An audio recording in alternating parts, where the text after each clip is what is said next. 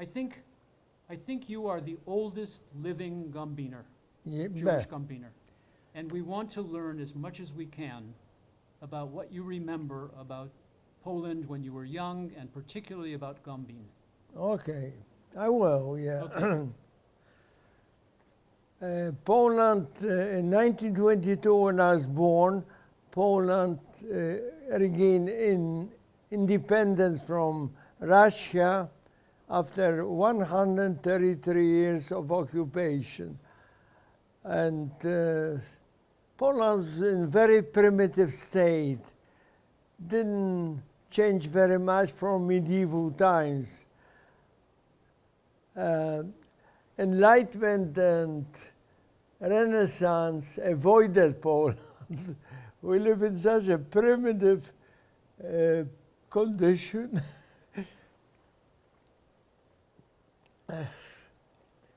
Difficult to be emotional. What do you remember about Gombin? But Tell us, and your home where you grew up. Tell us about your home where you grew up. Gombin was very primitive little town, population 3,000, 1,500 Jews, 1,500 Catholics.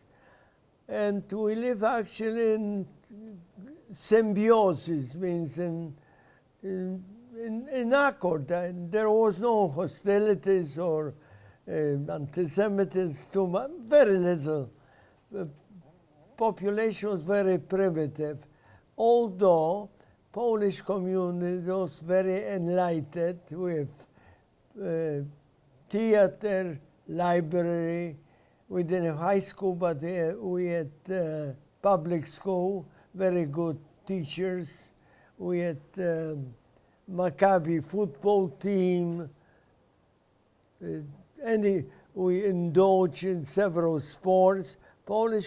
Jewish community is very sophisticated, very nice, and very strong also. Youth in Gombin were very well developed physically, and were really fighting anti-Semites very often also, because some anti-Semitic students used to come from city of Płock to create turmoil, but they were beaten back by Gombiner youth, which are very powerful people. Especially in our family, we have family Chodis, relatives of ours. They are the strongest men in the whole province. Even the best swimmers were from Gombin, because near Gombin we had a big lake, very big lake, very beautiful lake, and the youth, everybody knew how to swim. We indulge in sports. We indulge in discussions. We have theater. We have even movie theater. It was a very nice sylvan life.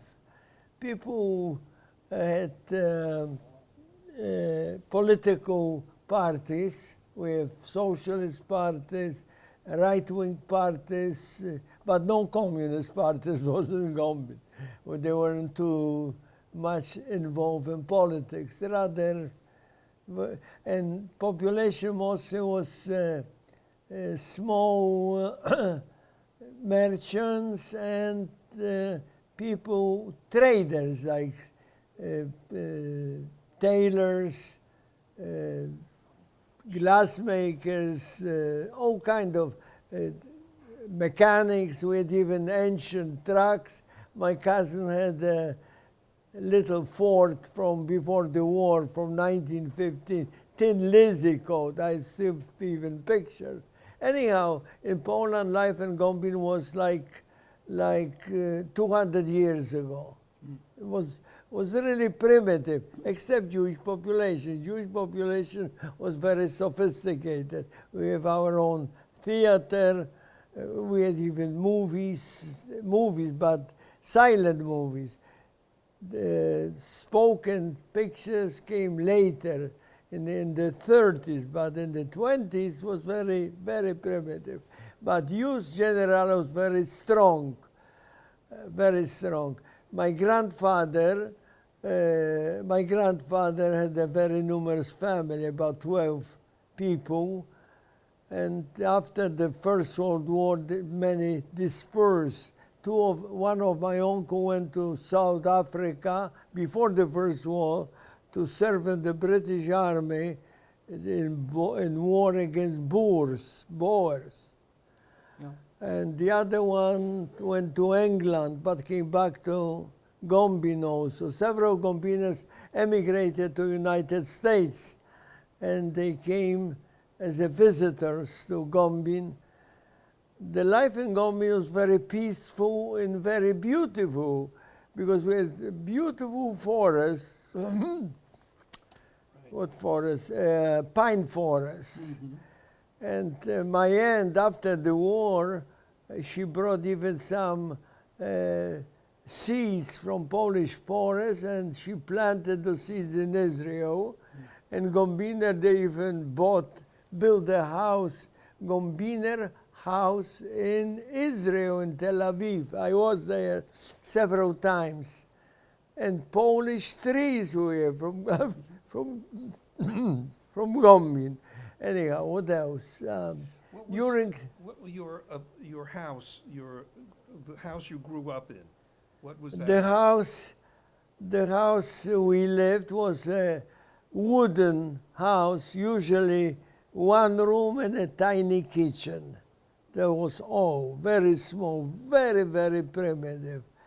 Roofs were from sheet metal or even straw, very primitive. Do you remember the temple? Huh? Do you remember the temple? The Oh synagogue? yeah, the most beautiful building in town was a synagogue. Was built in 1600, when Europe was in a Renaissance time. They built such a gorgeous synagogue, and during the war, the synagogue was burned with Jews inside. Not all the Jews, but a couple of hundred Jews were inside the synagogue. The Germans surrounded, closed the door, and put on fire. Therefore, everybody perished. Were you there then? No. Where were you at the time? I was that in happened? Kutno. I was 30 kilometers from Gombin in Kutno. After they bombarded Kutno, my town where I was born, I went to Gombin.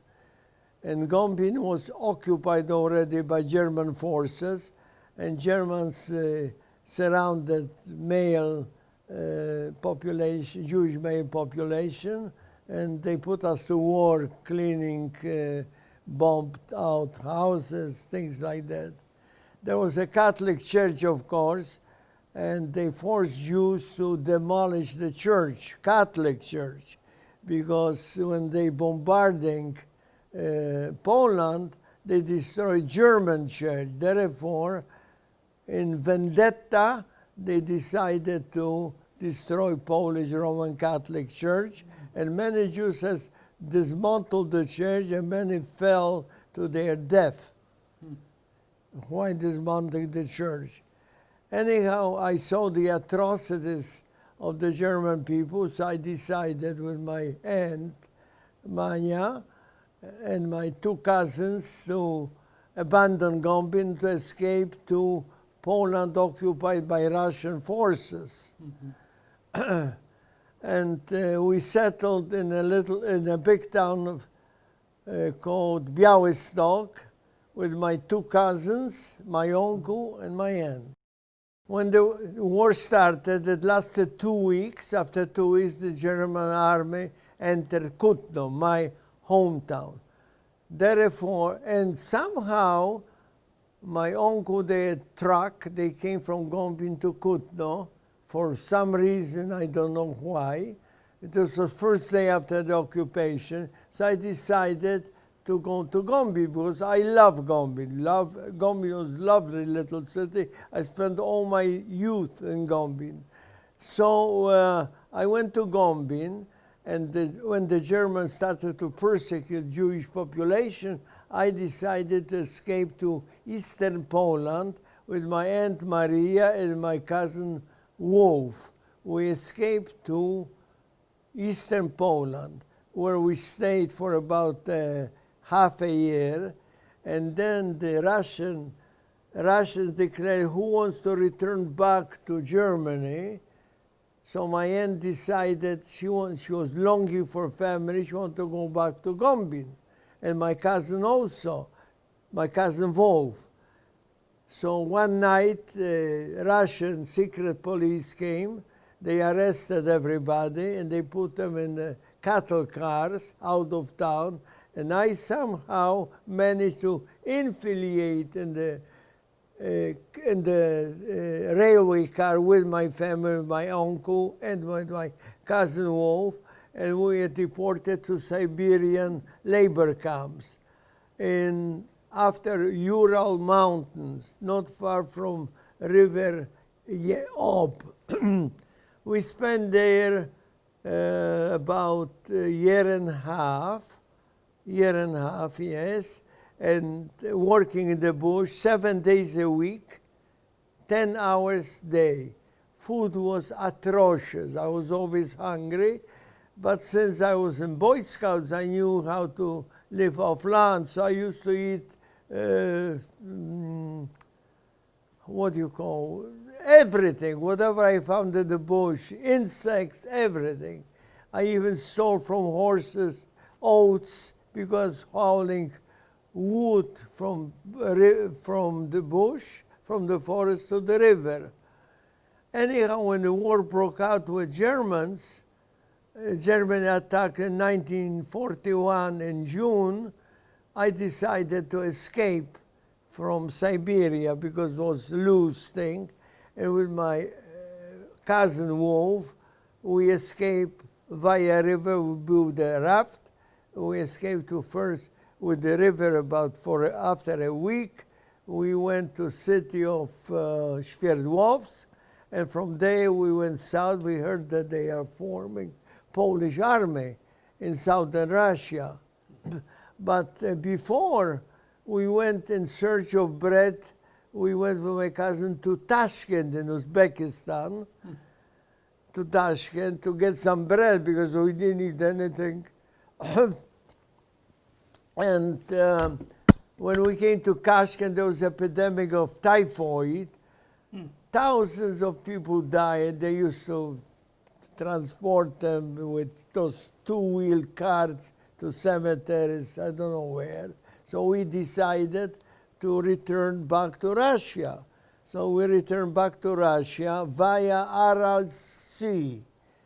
When we were sitting in the little station Aral Sea, picking up lice because it's full of lice, all of a sudden we hear exclamation in Jewish, "Oi God, Wolf!" We met from Gombin relatives. And they came. We met them later in the United States, Zipa Gerkin. Zipa. Oh, you know Freddie Gerkin, he's an engineer, yeah. She was pregnant with him. Anyhow, we're so emotional. We returned to Central Russia, and we joined Polish army. Me, because my cousin got lost somewhere in the train. So then we were transported by train to the Caspian Sea, and with a ship we went to Iran, where they formed Polish army, and we were attached to the British 8th Army. And later, in about a year, I returned from Egypt, from Libya, because first we were fighting against Italians. And after we have to return to Iraq, because second tour of Polish troops came from Russia. And since I knew some English already, I could communicate. They made me sort of an interpreter. I went back to Iraq. And in Iraq, I met my cousin. He joined the Polish army also. He came from Russia. Wolf? Wolf, yeah. What was his last name? Altman. Altman. Altman, yeah. But your sister, your aunt Manya was a Chaya. Yeah, yeah. She was Chaya? Yeah, yeah. Yeah, but his mother was Chaya. Oh, his mother was Chaya. His mother was Chaya. Can I yeah. ask you one thing about your Aunt Manya? Yeah. So she had a small house in Gombin. Two right? houses. Two houses. Tell us Yeah. about her houses in Gombin. And my Aunt Manya and her husband, carpenter, Saul, they had a resort they built, two houses, and many people came to Gombin from all over Poland, even from United States, for salutary reason. They came for one reason, actually, to gain weight, which is, yeah, to gain weight, because everybody was so skinny, was no food in Poland. And she used to feed them fabulously. They weighed themselves. Once they gained few pounds, they were excited, very happy. So I want to ask you something specific. So you went in the summer to stay with your Aunt Manya. Every right? summer. Every summer. Do you remember when Sam Rafel came from America? Yes, Tell yeah. us about when he came Yeah. with his camera. When Sam Raifu came in 1937, I was in Gombin that time with my brother, my aunts, everybody. We were very excited. First visitors from United States. And they asked how to go to the lake, because lake is not far from Gombin. And I learned first English word, lake. I asked them in Polish, how you say in Polish, jezioro? Jezioro means lake. Oh, lake. Oh, I learned first English word was lake. And they gave me 50 cents, but I didn't accept. I don't accept money. 50 cents in Poland was almost half-day wages. We live in such a poverty, you wouldn't believe it. But in Gombin, they ate better than the rest people. The Jewish youth in Gombin were very, very strong, well-developed. We used to fight even when they anti-Semites attacked us.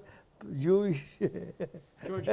George, we just have a few minutes left, so I just want to say for the camera, you are a treasure. For us to be able to talk to you at your age now is a privilege for us to hear your stories about Gombin. We love you. Thank you for doing this. Thanks very much. Thank you for doing this.